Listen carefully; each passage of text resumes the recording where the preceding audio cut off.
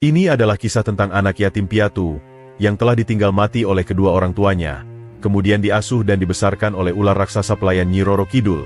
Setelah anak ini tumbuh dewasa, hal tak terduga ini terjadi. Begini kisah lengkapnya.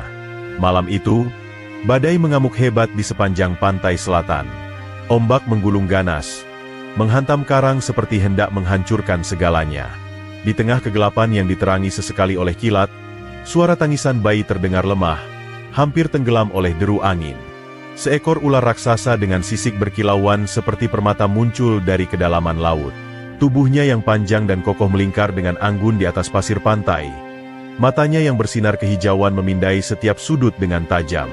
Ia adalah penjaga setiap pantai selatan, jelmaan salah satu pelayan Nyi Roro Kidul yang ditugaskan menjaga keseimbangan di wilayah tersebut. Ketika ia meluncur mendekati sumber energi asing yang menarik perhatiannya, ia menemukan Dimas, bayi kecil yang terbungkus kain selendang basah, tergeletak lemah di antara puing-puing kapal yang pecah dihantam badai. Tangisan lirih bayi itu membuat hati sang ular raksasa bergetar.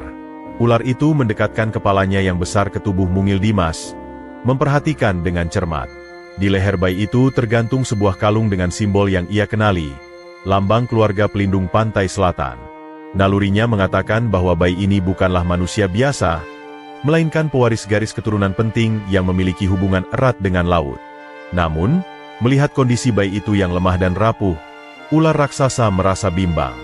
Ia tahu, membawa bayi ini kepada sang ratu adalah satu-satunya jalan, meskipun itu berarti melibatkan nasib bayi ini dalam dunia yang penuh dengan misteri dan kekuatan tak terduga.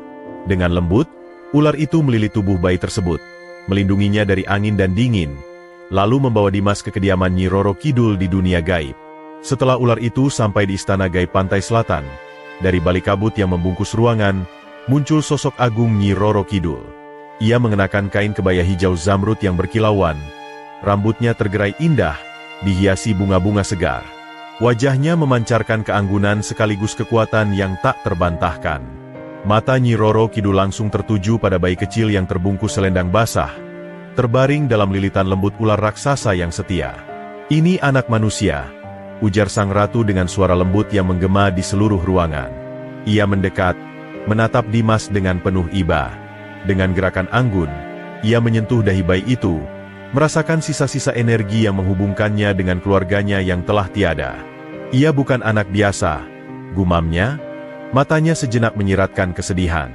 Ia tahu, nasib anak ini tidak hanya terikat dengan keluarga pelindung pantai selatan, tetapi juga dengan keseimbangan alam yang kini terancam. "Ia akan kubesarkan di bawah perlindunganku. Ular, kau akan menjadi penjaga sekaligus pengasuhnya. Pastikan ia tumbuh dengan kekuatan yang seimbang antara dunia manusia dan dunia gaib." Keputusan ini diambil bukan hanya karena rasa kasihan, tetapi juga karena keyakinan Nyi Roro Kidul bahwa Dimas memiliki peran penting dalam melindungi pantai selatan di masa depan. Dimas tumbuh di dunia gaib pantai selatan, tempat keajaiban dan misteri berpadu dalam harmoni. Istana megah Nyi Roro Kidul yang berdiri di kedalaman laut menjadi rumahnya. Di bawah pengawasan ular raksasa, Dimas belajar mengenal kehidupan di dunia magis ini. Ia sering bermain di taman istana, di mana bunga-bunga bercahaya bermekaran, dan burung laut berkicau dengan nada yang tidak pernah didengar manusia. Setiap malam, bintang-bintang di atas dunia gaib bersinar terang, seakan melindungi bocah kecil itu dari kegelapan. Namun, kehidupan di dunia gaib bukan tanpa tantangan. Energi magis di sekitar Dimas perlahan-lahan mulai memengaruhi tubuh dan jiwanya, memberinya kemampuan luar biasa yang tidak dimiliki manusia biasa. Ia dapat mendengar bisikan ombak, berbicara dengan ikan, dan bahkan merasakan perubahan kecil dalam aliran angin laut. Meski begitu, beban besar juga mulai tumbuh bersamanya. Terkadang, ia merasa sendirian, terasing dari dunia manusia yang tidak pernah ia kenal.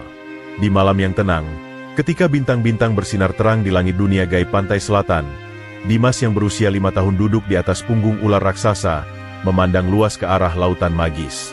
Malam itu terasa berbeda. Ular raksasa, yang biasanya penuh canda saat bersama Dimas, terlihat lebih serius. Dengan suara lembut namun tegas, ular itu berkata, "Dimas, kau sudah cukup besar untuk mengetahui sebagian tentang dirimu." Dimas menatap pelindungnya itu dengan rasa ingin tahu. Ia tahu sesuatu yang penting akan diungkapkan malam itu. Ular raksasa mulai bercerita tentang malam badai besar 5 tahun lalu ketika ia menemukan Dimas di tepi pantai, terbungkus selendang hijau kebiruan, dan mengenakan kalung dengan lambang pelindung pantai selatan. Namun, ular itu tidak menceritakan tentang orang tua Dimas atau nasib mereka. Ia hanya mengatakan, "Aku menemukanmu di bawah badai besar, seolah laut dan langit sedang menguji kekuatanmu sejak awal hidupmu. Kau adalah anugerah bagi pantai selatan." Ular itu menambahkan bahwa Nyi Roro Kidul, yang melihat potensi besar dalam diri Dimas, memutuskan untuk membesarkannya di dunia gaib agar ia bisa tumbuh tanpa ancaman dunia luar. Malam itu, Dimas mulai menyadari bahwa dirinya berbeda. Ia bukan sekadar anak biasa, dan ada sesuatu yang istimewa dalam dirinya yang belum sepenuhnya ia pahami. Namun, ia tidak mendapat seluruh jawaban. Ular itu berkata, "Kebenaran tentang dirimu sepenuhnya akan datang di waktu yang tepat. Sementara itu, pelajari sebanyak mungkin, tumbuhlah dengan kekuatan dan kebijaksanaan." Kata-kata itu meninggalkan rasa penasaran yang dalam di hati Dimas. Namun ia juga mulai merasakan adanya tanggung jawab besar yang akan menantinya di masa depan.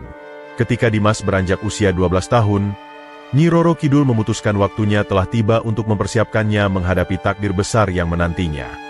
Di aula utama istana bawah laut yang megah, dengan dinding-dinding kristal berkilauan dan lantai yang memantulkan cahaya laut, sang ratu memanggil Dimas ke hadapannya. "Waktumu bermain telah selesai, Dimas," ujarnya dengan nada tegas namun lembut. "Dunia manusia penuh dengan ancaman, dan jika kau ingin melindungi mereka, kau harus belajar bagaimana menjaga dirimu dan mereka yang lemah." Mata Dimas menatap sang ratu penuh keyakinan, meskipun hatinya sedikit gentar. Pelatihan dimulai dengan kebijaksanaan. Nyi Roro Kidul mengajari